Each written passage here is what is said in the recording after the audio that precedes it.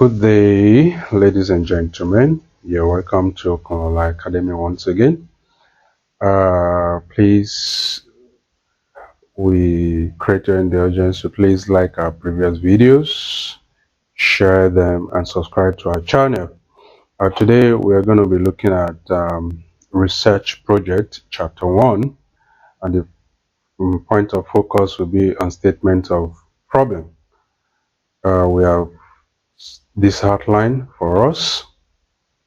We're going to look at the subtopics that are often found in chapter 1 of most theses or projects globally. We identify one or two formats for this chapter so that you can try and compare with the one you have in your school. Also, we are going to look at the tactical approach in writing SOP, as statement of problem. And we'll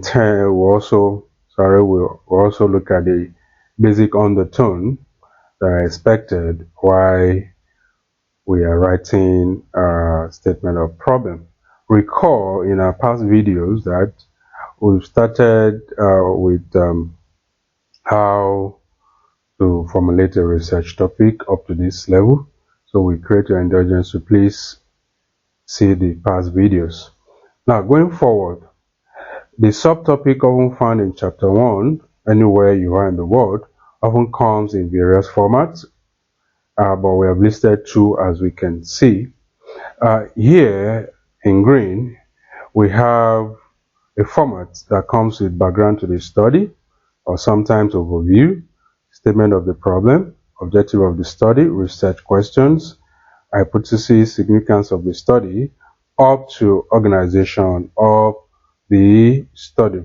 And if you look to the right, we'll also see another format for chapter 1, which often comes with just the background to the study, problem statement, objective of the study, objective, hypothesis of the study, contribution of the study, and as well as organization of the study or thesis. Now, going backward, if you look at this, in some institutions, you find that this objective of the study and research questions are often interchanged with one another.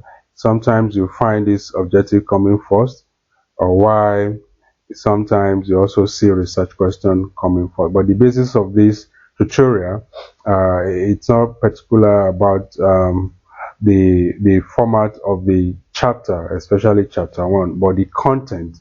And we have decided to focus on statement of problem, how it is written. Going forward, what is statement of problem? Often, statement of problem describe the problems or the issue or issues at hand that need to be addressed or that need improvement. Now, if you say statement of problem, you are trying to identify a particular problem in the past and what it is presently, or what is also what is going on currently, and in between the past and the current circumstance, you are looking at what the gap is that you can fill in order to improve the present circumstance or present situation. Now, basically, there are essential ingredients that you often find or you often encounter when you're trying to write your SOP. It is important that you bear at the back of your mind that whenever you're writing your SOP, you know that SOP is often college specific. There's often college specification or format as how your SOP should be written. Also, SOP can also be departmental or department specific, as the case may be. The way you write your statement of problem could vary depending on the department or the college or school you find yourself. As the case may be as well, SOP may also be supervisor specific. The supervisor may say this is the way he or she wants your SOP to be formulated. Well, Now, going forward, whatever specification you have to battle with, it is expected that for you to write a very good SOP, you must have read literature extensively. You ought to have read literature extensively because it will give you a background of where the problem is actually coming from, that is in the past, and what it is presently or currently. Then of course the gap that you have seen that you think you can actually fill. Now going forward, how do we write a good statement of problem? Now, whichever format you take, you understand that you can divide your writing of SOP into three main categories. Do you want to argue why you are trying to formulate your SOP, or do you want to simply just give analysis of what you have observed, or you are just trying to explain a situation as the case may be? Now, in writing a good SOP, we have formulated these two specific guide. As you can see here, there's a general SOP. Excuse me, a minute. There's a general SOP and there's a specific SOP.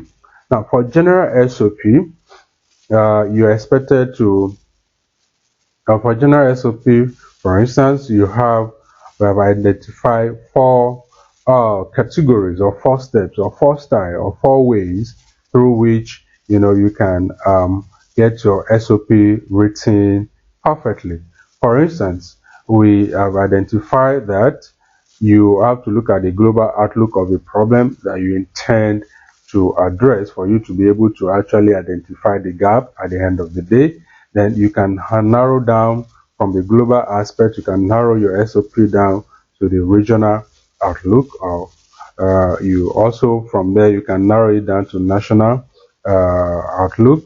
Then thereafter you can narrow it down to a community or zonal outlook. So if we are trying to look at a general perspective in how to write a very good SOP, you identify that you must have spoken about the global perspective of the problem you are trying to solve, and then you narrow it down to the regional aspect because you must be writing from a region. Then you look at it from the national angle where you are coming from, depending on the study you're writing, and of course you can also narrow it down to the community or the zone whereby you are trying to situate your problem statement. Now, generally, when you choose to go with the general style of writing SOP, you find that citations are absolute or it could be minimal. When you are looking at the global, who said what, who did what, and when, situation, globally, regionally, nationally, and in the zonal outlook, you are expected to have absolute citations, and in some cases or in some instances, you can also have minimal citation or both. Going forward, you can also write your SOP, a good SOP, hitting the nail on the head directly. That means you are just having a direct analysis, argument, or explanation, SOP straight ahead. You may not need to even write more than 2 or 3 or 4 paragraphs as the case may be. And in doing that, you find that here you may have minimal citation or no citations at all, depending on the format that you are looking at. So in writing a good thesis, there at the back of your mind that you either write through the general style or the specific style. We hope that this tutorial will have been able to guide you in writing your SOP. Once again, thank you for listening to this channel, and please like or subscribe and leave your comment, and of course help share this tutorial. Thank you.